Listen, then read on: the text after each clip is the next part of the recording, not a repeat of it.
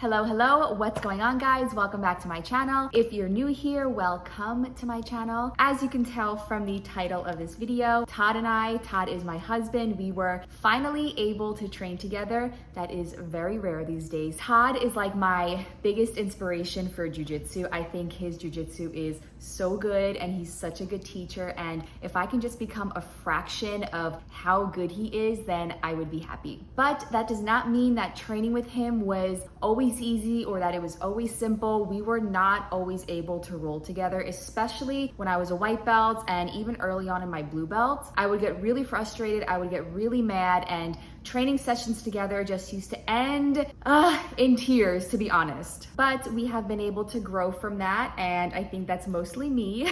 He's always been so patient with me. But I hope that this video shows that you can get past the frustration and the not so great feelings if you feel like right now you can't roll with your significant other. If you guys are willing to put in the work with each other, if you're willing to put in the work with your jujitsu, then I think one day you might just be able to train with each other, and it could be really, really good for your relationship, and it could be really, really good for your jujitsu. Rolling and training with your husband, your wife, your boyfriend, your girlfriend might not be for everybody, but if you're currently struggling and you hope to one day to be able to train with your significant other, it is possible. You just got to work on it a little bit, you know? But anyway, before I keep ranting, let's just get to the video. So Todd and I start on our feet. We are just gauging the distance, feeling each other out. We start hand fighting a little bit. And then once he reaches with his right arm, I control the wrist to go for an arm drag, but he uses that to sit to shin on shin. I know he wants to elevate my right leg, so I drop my right knee,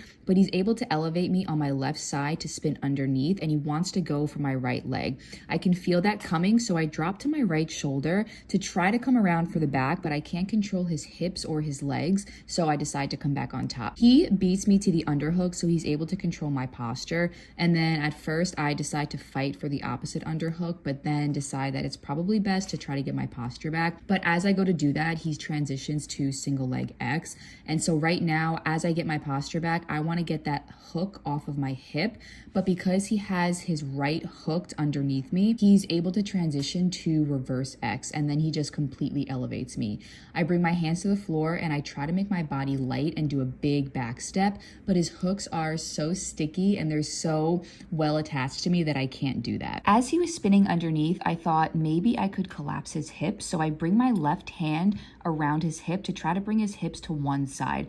But then I realized that he still had my knee line on my left side, so he still has control of my leg. So I thought it was best just to free my knee, spin back around, and just kind of start all over again from top. So all I'm thinking about right now is making sure that he can't establish any hooks. I want to start to control his posture, so I bump him in the face a little bit, and then he reaches with his left arm, so I bring my left arm over his shoulder, forward roll, get my Kimura grip, and then try to go for an arm bar, but I lose the positioning and he's able to turn in. So I decide to just try to go to side control and come on top, but he uses his left arm to frame and hip escape out, and I just started laughing because he hip escaped like it was just ain't no thing. Like, it did not require any effort for him.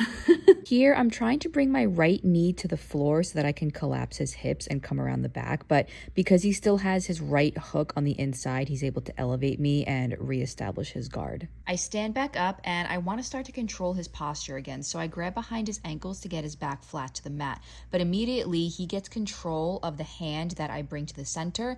He gets control of my ankle on the same side, and he gets a De La Riva hook on the left side. So here I'm just trying to establish a good base, and I want to make sure that he can't elevate me with that right hook. So my left hand is pushing down on his shin, and because he has control of my right wrist, I can't get rid of that De La Riva hook. He then uses that right foot that's on the inside to elevate my hips upward. So I bring my left hand to the floor. He frames away and is able to bring his left leg to the inside for either X guard or single leg X. I try to back step, but that doesn't work because he's controlling my hip. Here I'm trying to get rid of that frame so that I can start to get a better base and so that I can start to square back up so I can figure out a way to pass his guard. As I try to square back up with him, he gets control of my right leg and brings it to his left hip. He then tries to bring my foot to the center of his chest, probably to try to bring it over to his right hip to maybe go for an inside heel hook. But as I prevent that, he then gets an overhook on my ankle. He grabs behind my far leg and sits me right down to my butt.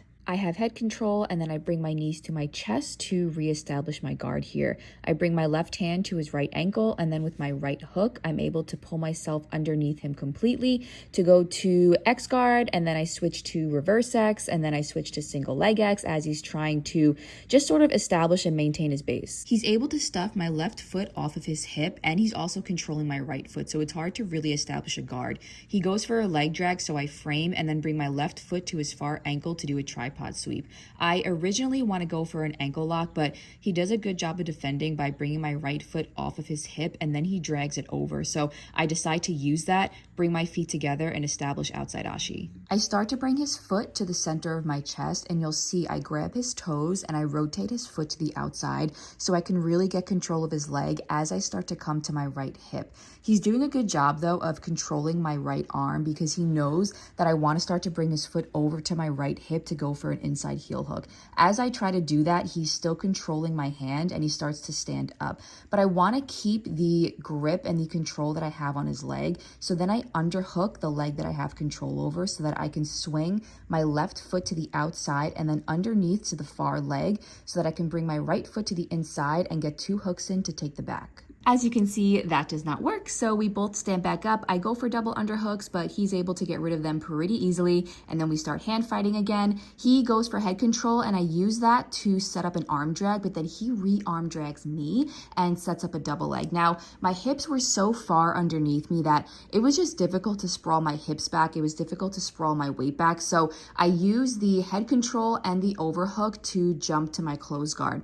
Now, when I jumped to my close guard, I wanted to set up an omoplata, but my overhook on his right arm falls below his elbow, so it's not deep enough, so I'm not able to set up the omoplata properly, and then he was able to just open up my close guard. His left hand is on my shin, and he brings his right hand behind my calf to fake setting up a leg drag in order to get to the Toreando. Once I feel him push my legs to the side, I frame, get a grip on his left leg, and I spin myself underneath. But he's pushing my left leg down, he spins away, he gets his knee line free, and then I'm kind of left with nothing. I sit back up to get a better guard, he stands up, and then we pretty much start again. He steps to the inside of my guard, so I pull that leg and pull myself into reverse De La Riva. I get an underhook on the ankle to spin myself underneath him, but he brings his posture down, so that makes it difficult.